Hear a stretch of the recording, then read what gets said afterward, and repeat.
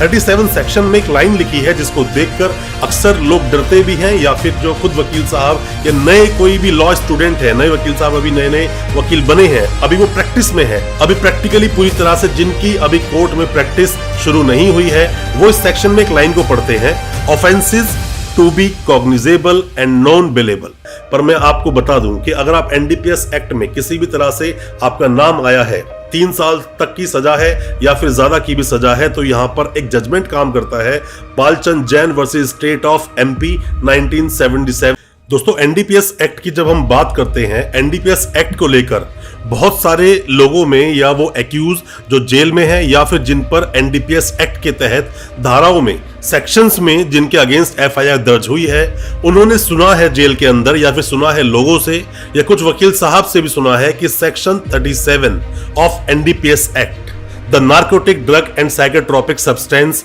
Act 1985, इस act का NDPS act 1985 का जो सेक्शन 37 है, वो ये कहता है कि किसी भी सेक्शन में, किसी भी धारा के तहत अगर आपका मुकदमा दर्ज हुआ है तो आपको बेल नहीं मिलेगी, वो नॉन बेलेबल है। ये धारणा है सभी लोगों में, पर अगर देखा जाए कुछ जजमेंट्स की अगर हम बात करें तो वो मिसलीडिंग बोलते हैं इस सेक्शन को, कि मिसलीड करता है, मिसलीडिंग तरीके से आपको पता चलता है कि यहां पर बेल मिलेगी या नहीं मिलेगी। ऐसे कई सारे जजमेंट्स पर आज हम बात करेंगे और कई सारे ऐसे सेक्शंस की भी बात करेंगे जिनमें आपको बेल नहीं मिलेगी और किन में बेल मिल जाएगी, या फिर जो एनडीपीएस एक्ट है 1985 का, क्या इसमें एंटीसिपेटरी बेल का प्रावधान है या नहीं, और साथ ही जो अमेंडमेंट आया 1989 का, वो क्या कहता है। एनडीपीएस एक्ट का जो सेक्शन है 37, आज उसके बारे में कुछ हद तक डिटेल में बात करेंगे। ज्यादा कुछ जानने के लिए एनडीपीएस एक्ट 1985 सेक्शन 37 को दोस्तों बने रहिए हमारे इस वीडियो के साथ। नमस्कार दोस्तों, फिर एक बार स्वागत करता हूं आप सभी का अपने इस YouTube चैनल पर, जिसका नाम है क्रिमिनल प्रैक्टिस और मेरा नाम है वीरेंद्र वर्मा। जैसा कि आप सभी जानते हैं, हम चीटिंग एंड फॉर्जरी जैसे संगीन केसेस पर डिस्कस करते हैं अपने इस चैनल पर और आपको बताते हैं आपके कानूनी अधिकार। अगर आपका भी नाम आया है किसी भी तरह के चीटिंग या फॉर्जरी जैसे संगीन केसेस में, तो हो सकता है कि ये वीडियो आपके बहुत काम का हो, इसके लिए वीडियो को अंत तक पूरा देखें। दोस्तों, एनडीपीएस एक्ट 1985,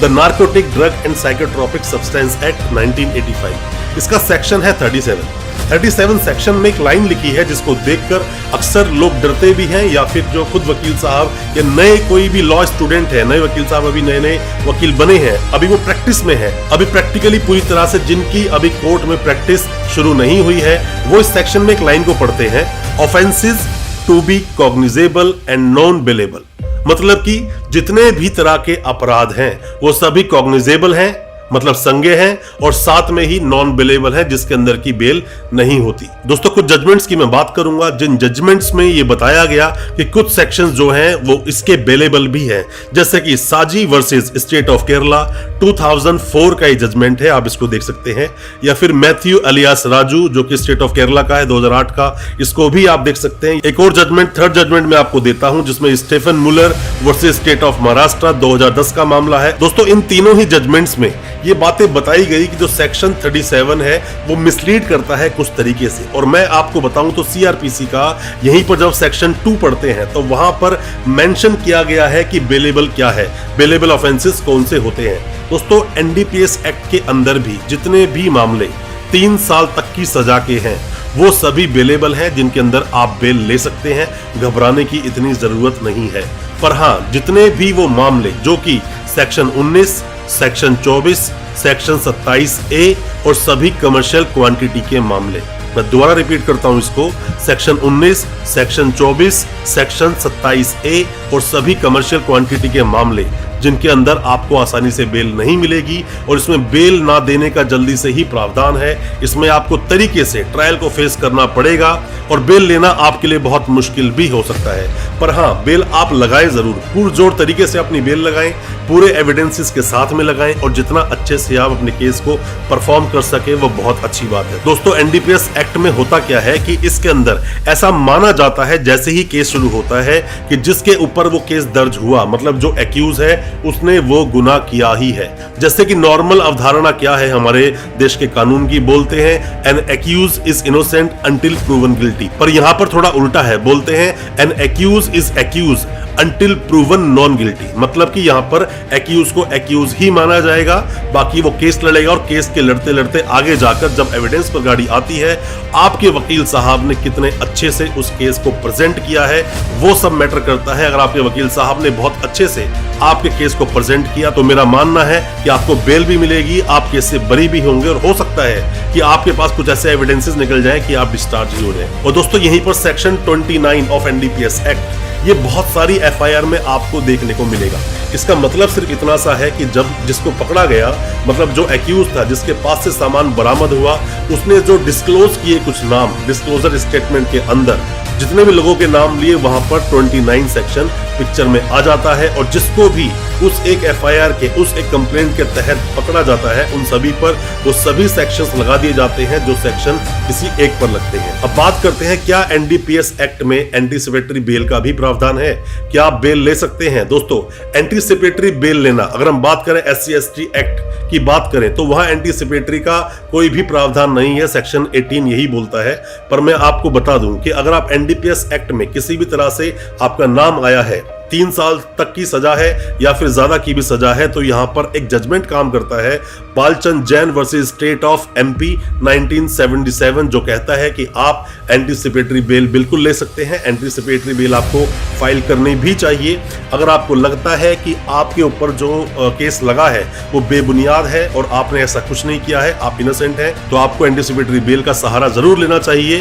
बेल लेना थोड़ा मुश्किल जरूर हो सकता है बट इम्पॉसिबल बिल्कुल नहीं है कि आप बेल लगा नहीं सकते, बेल आपको लगानी ही चाहिए। दोस्तों जैसा कि मैंने आपको बताया कि एनडीपीएस एक्ट का सेक्शन 37 थोड़ा मिसलीडिंग है। ये मिसलीडिंग सिर्फ इसलिए ही है क्योंकि इसके अंदर लिखा हुआ है offences to be cognizable and non bailable, और इसी को देखकर लोग ये समझ लेते हैं कि नॉन बेलेबल है, आसानी से बेल नहीं होगी या फिर बेल होगी ही नहीं। अगर आप बात करें 1985 में जो मेन एक्ट आया था उसमें सिर्फ इतना लिखा हुआ था कि जितने भी इसमें अपराध हैं वो सभी संज्ञेय होंगे, उसमें बेल लेना या ना लेने वाला शब्द कहीं पर था ही नहीं। पर जब 1989 में एक अमेंडमेंट आया, अमेंडमेंट के बाद में यहाँ मेंशन किया गया, उसके अंदर जो लाइन आज आप इसके अंदर देखते हैं वह मेंशन है offences to be cognizable and non bailable. दोस्तों जैसा कि मैंने पिछली काफी वीडियोस में आपको बताया है कि जो एनडीपीएस एक्ट है वो एक स्पेशल लॉ है, स्पेशल एक्ट है। ये स्पेशल एक्ट के बारे में अगर आप पढ़ना चाहते हो तो आप आईपीसी के सेक्शन 41 को देखेंगे, वहां पर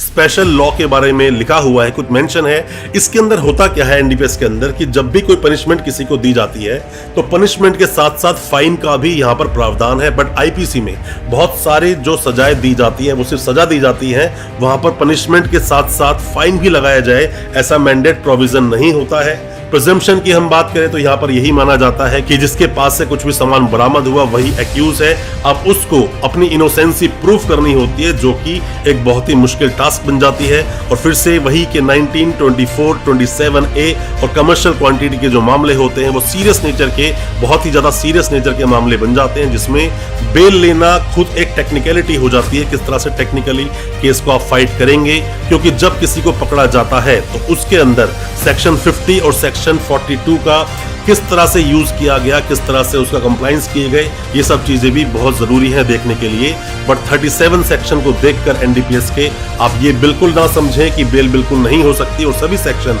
इसके अंदर नॉन बेलेबल है। दोस्तों कोई भी किसी भी तरह के सवाल हैं आपके दिल में एनडीपीएस एक्ट को लेकर या एनडीपीएस के बारे में कोई भी सवाल आप पूछना चाहते हैं या क्रिमिनल केस फिर कोई भी हो, आप कमेंट बॉक्स में अपने सवालों को पूछें, हम उस पर आपको रिप्लाई जरूर करेंगे। और नेक्स्ट वीडियो आप किस पर चाहते हैं, किस टॉपिक पर चाहते हैं, किस सेक्शन पर चाहते हैं, किस एक्ट पर चाहते हैं, आप जरूर बताएं ताकि हम वो वीडियो आपके लिए लेकर आ सके और आपको और ज्यादा कानूनी जानकार बना सके। दोस्तों अच्छा लगा आज का वीडियो, हमारी वीडियो को ज्यादा से ज्यादा अपने दोस्तों परिजन परिवार में शेयर करें ताकि वो भी अपने आप को कानूनी जानकार बना सके। बहुत बहुत शुक्रिया दोस्तों, धन्यवाद हमारे इस वीडियो के साथ बने रहने के लिए।